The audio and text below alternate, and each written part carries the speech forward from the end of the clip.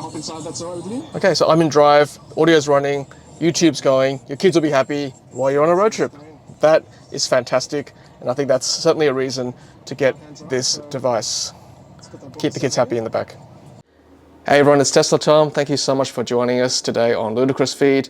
In this video, I'm reviewing the Hansshow Model 3Y rear screen entertainment unit for our Tesla Model 3 here in Sydney, Australia. At this point, I'd like to thank Hansshow for sending me this product, and this is indeed a commission-based review. There's a coupon code TeslaTom that allows you 15% off this product. I'll leave a link to the product in the video description below as well. This product can be installed for Model 3 and Model Y, and also both Intel and AMD versions of the infotainment unit. This is easier to install than the previous 8-inch version, which some of you may know actually affected the software update capabilities of the car. Apparently this version, the 7-inch version, does not plug into the main autopilot computer, so it does not affect the software update functionality of the car. But of course, if that does happen, I'll update the comments and also the video description as well, and alert Hansshow of that problem. But so far so good. I've not seen any issues with software updates and this particular 7-inch version. So according to the Hansshow website, this is the 7-inch rear entertainment and climate control touchscreen, $449 US, and of course Tesla Tom coupon code gets you 15% off at the checkout. It's based on the Android system, and it's got climate control like I said, and it's a bit easier to install than the 8-inch version, which is great. I'll be the judge of that when I get into the installation. And yeah, as I said, it's available for all versions of Model 3 and Model Y, and also AMD and Intel computers as well. And looking at the side of the box, Tesla Model 3Y 7-inch product type, air conditioner, control and multimedia system, and it is made in China. Okay, let's unbox it right now. So there we go, that's what's inside. Some packaging material, some manuals and instructions, quality control. Got a warranty card, and I believe it is a 1-year warranty. Okay, so let's slide out the boxes. This one says wire rod, and that's the Model 3Y actual unit. Okay, so inside that box, obviously this is the unit itself, and inside the wire rod box you've got a couple of looms there, that one, and then the harness that connects into the OBD port, presumably, and then a pry tool as well. Okay, so let's have a look at this one first. Okay, so that's the front of the unit, and I won't peel the screen off just yet until it's all installed. That's a protective cover. And then you've got 2 USB-A ports there and a USB-C port in the middle. Let's have a look at the back. So at the back, we've got some instructions here too. So it says for Tesla Model 3Y. On the left-hand side, it says original vehicle transfer interface, and then host interface, and then charging cable interface, DC 12 volts. There's the air conditioning vent there, and then you've got some cables coming out of it. So there, that one you can choose between the two of them depending on which car you have. So we'll have a look at our car and see which one fits, and another connection there. So again, we'll just see what we find when we pull open the back console of our car. And just as a precaution, I'm going to turn the car off. So we go to that button there for the settings, and then go to the safety tab, and then just press power off. Are you sure you want to turn the power off? Yes, I do. Okay, just in case. Okay, so the first step is to remove the air conditioning unit, and you also need to remove this bottom panel here. So I'll show you how to do both steps very shortly, but I do recommend investing in one of these, a little minus light. This is just one from Kathmandu, but you can get these anywhere really, and just to help you provide yourself with a little bit more light down here, because it can get quite dark, and also helps me to show you what's going on as well with the filming. Okay, so the first step is to remove the housing of the AC unit, and it's actually quite straightforward. I can even do it with one hand. Watch this. See that? So one hand I can actually just get the key points of the unit and just pull it out like that. And there you go. That's the air conditioning vent right through there. And that's the back of the unit, original unit. And what we want to do is actually unhook this plug here. And this one I might need 2 hands, but again, it's not too hard. Yeah, I need 2 hands. 1 second, I will undo this one. Okay, so I've loosened the clasp for this wire, and I literally just pull it out like that. And there we go, the original unit is now free from the rest of the car, and I'll put that down there. Keep that safe while we install the new one. Okay, so the next step is to remove the bottom panel, and we'll just pan down from the vent here, and you'll see that there's a middle section here, so don't touch this one, but then there is a lower panel there. And to make your life easier, move the front seats forward, driver's side and passenger side as well. That'll give you a bit more room. And do excuse the mess, I'm sorry, this is the family car. But what you want to do is use the pry tool that came with the product and just slip your forked end into a gap there, and gently but firmly just spring it open like so, and that's one end. And what you want to do is just keep going along the top there, so find another gap, again just pry it forward like so, and it should just eventually slip out. There it is. It just should come forward. You might have to give it just a gentle tug, and there it is there. And you'll see the OBD plug cabling there, and that's what we have to use the harness to bypass. And if you've got a floor mat like I do, you could remove it to make it easier, or you just leave it there. It's actually quite straightforward to pull out. And then you want to uncouple this OBD port here. So I'll try and do this one-handed. If I can't, I will put the camera down. Okay, so I've got my 2 hands free, and it should be easy enough to slide this out like that. There we go. There, that's now uncoupled. So I think that's the hard bit done now. And then what you want to do is grab the harness that came with the product. So this is the one you want. So it has that big component there. Get my light on it. And that will essentially sort of bypass that connection to allow this cabling to connect to the new housing for the new rear screen. Okay, so this sits down here, and then feed this up through here. Okay, so I have now fed this cable here, which is the harness, up through behind this panel. So this one stays, but this cable is now behind this panel, and I've fed it through to the mouth of the rear area and underneath the vent. So well, you can't feed it through the vent anyway, but it goes under the vent.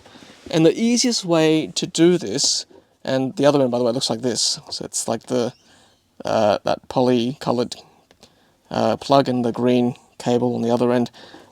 Basically, you want to shuttle this cable, right? This cable from the left-hand side. There's a little hole or a bit of a gap. I'll just get my finger in there. So see where my finger is? There is a little gap where that cable can actually snake through, which is where that cable is right now.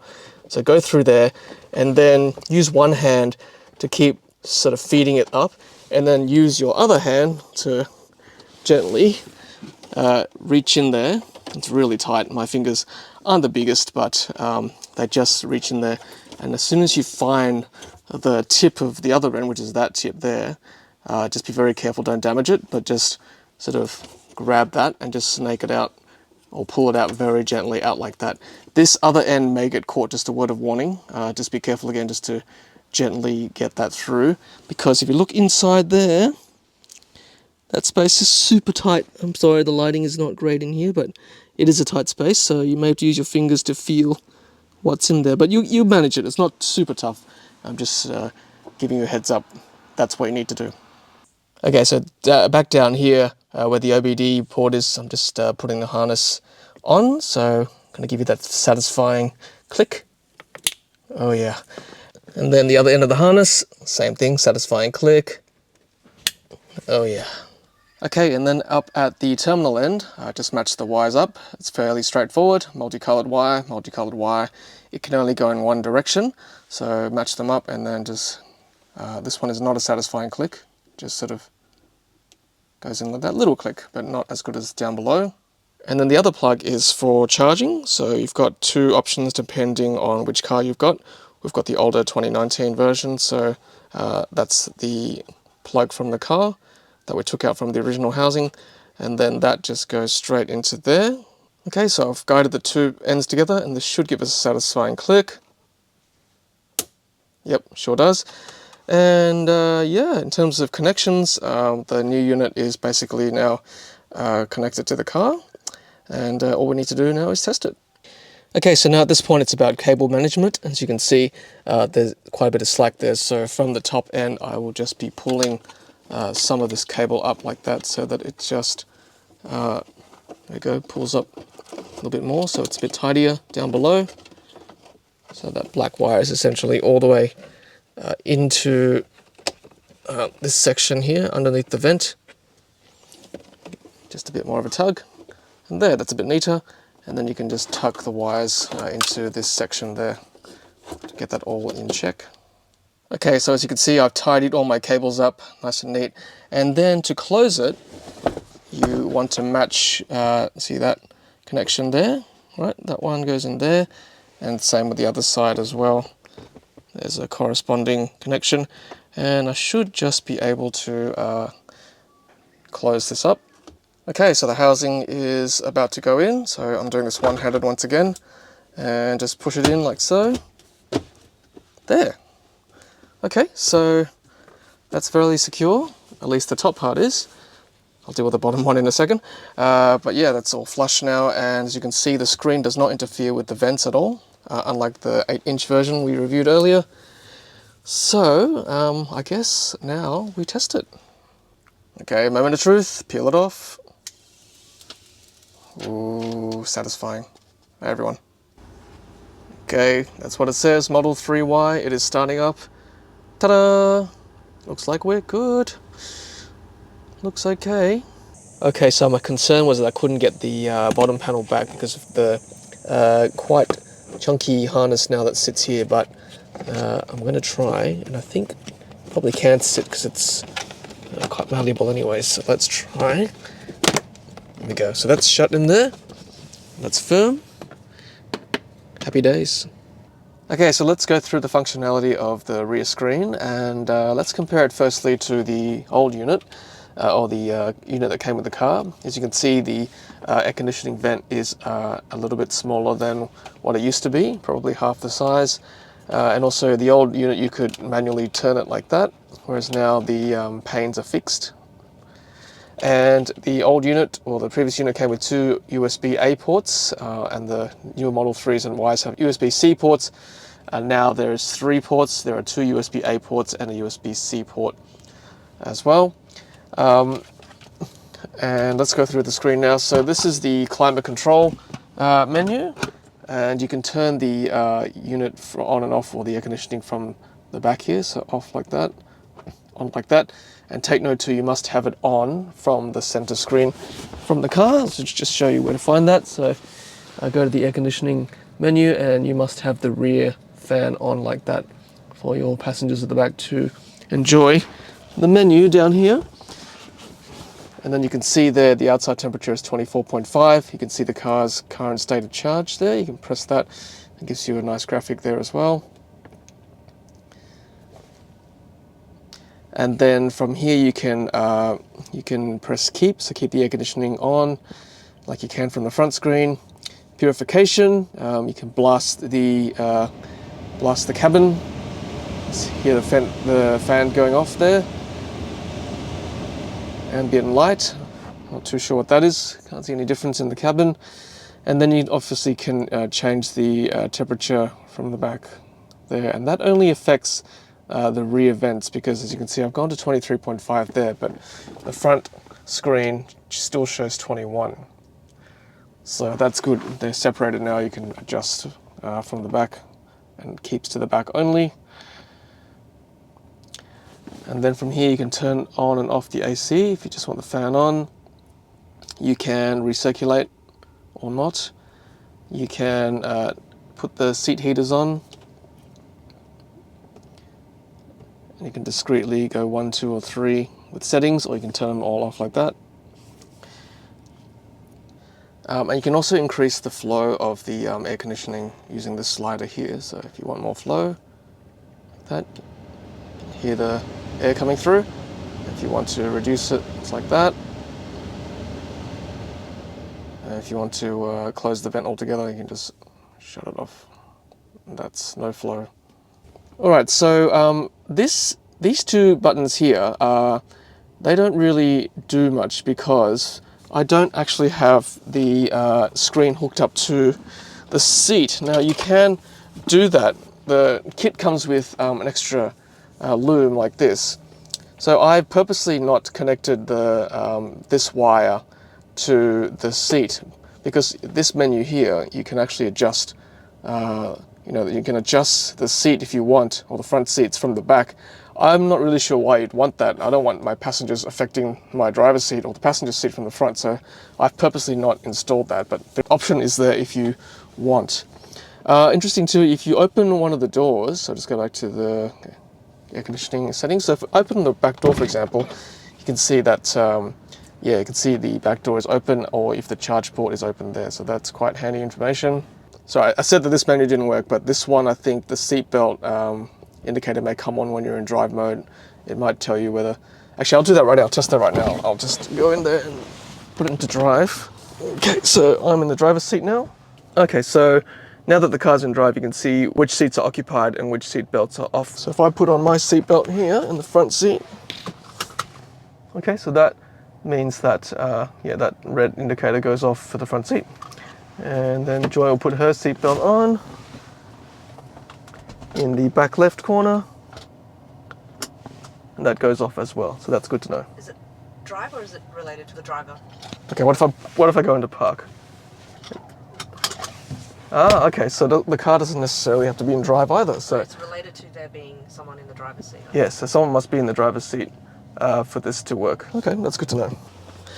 Okay, let's have a look at the other functions here. So from here you can actually control the sound system in the car itself. So let's say I go to the radio station from the main menu. So I've got the radio on a little bit there. Sorry, and I can press play. Okay, so I can pause it from here and then press play. It's kind of backwards, isn't it? You expect that the other way, so. Okay, and then you can increase the volume as well. So if I just press play again, increase the volume and decrease the volume accordingly. Again, if you want your passengers behind to control your radio, you can do that. And if you want to go to the apps, press this button here, and there we go. We've got some more apps: music, video, Bluetooth music, gallery, file manager, car info, settings. We've kind of been through that already. Audio settings, there's a little mixer there, different presets. Wow. Manual Chrome browser. There you go. Interesting. You can add account later if you want. Browser there. And then there's the Play Store to download more stuff, and then YouTube. Okay, so let's talk about playing video and sound from the screen. So there's actually no internal speaker. I've tried going through all the settings. No sound comes out without pairing it to the car first. So I'll just show you what I mean. So if I go to the tabs here, and that's the tab button, you go through everything that's open. So if I, for example, go to the included video, which is basically a cooking video, the picture's there, but there's no sound. And if I go to the included audio file, you see that, so it is playing, but there's no audio coming through. So what you need to do now is go to your car's Bluetooth setting, which can be found by pressing the Bluetooth icon, and then you can go to connect phone, and then you can press start search, and you want to look for something that's BFD, BT, etc., not speed play. So this one here, BFD, which has got this device button. We press that, add the device,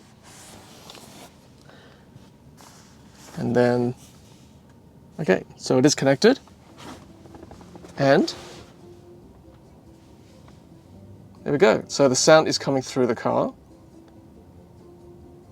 right, that's great. And unfortunately, you cannot connect an external device like a Bluetooth speaker or headphones, unfortunately. So that is a bit of a deal breaker if you want kids to use headphones in the back here.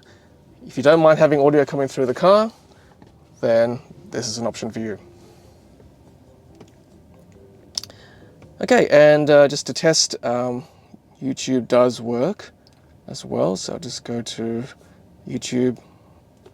Okay, let's go to my channel, Ludicrous Feed. Okay, let's go to one of the videos. So let's go to this one, for example, one I recently posted. Okay, so the audio is coming through, which is great. I'll just show you also, if you want to change the quality, it goes up to 1080p, not 4K, but 1080p. And let's see what it looks like on the screen here. So yeah, that's at 1080p, and the quality's pretty good.